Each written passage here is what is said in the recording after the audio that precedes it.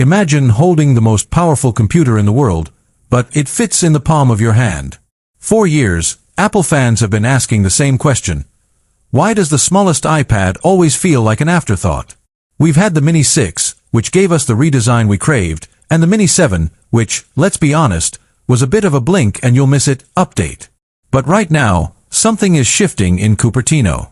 The rumors coming out of the supply chain aren't just whispers anymore. They are a roar. We are talking about the iPad Mini 8. And if the latest leaks are even half true, this isn't just an update. It's a rebirth. It's the Pro Mini we've been waiting for since 2012. Welcome to my channel Tech Launch. Subscribe my channel and click on the bell icon for the new tech updates. Think about it. Why do we love the Mini? It's not because it's the cheapest.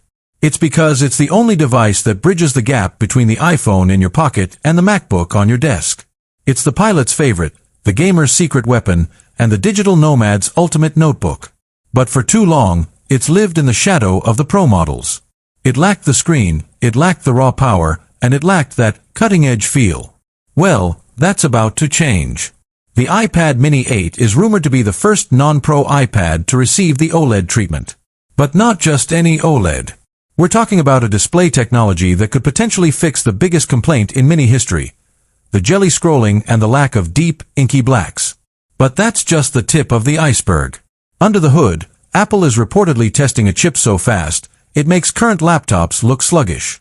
We are looking at the potential debut of the A20 Pro, the first ever 2nm chip in a consumer device. In this video, we are going to tear down every single piece of information we have. We'll look at why Apple is suddenly pivoting its strategy, how this device will redefine handheld gaming, and why, for the first time ever, the iPad Mini might actually be more Pro than the iPad Pro itself. If you've been thinking about buying an iPad, stop.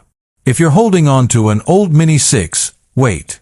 Because what's coming in late 2026 is going to change the tablet game forever. Let's talk about the elephant in the room: the display. For years, the iPad Mini has been stuck with LCD. Now, don't get me wrong, Apple's liquid retina displays are good.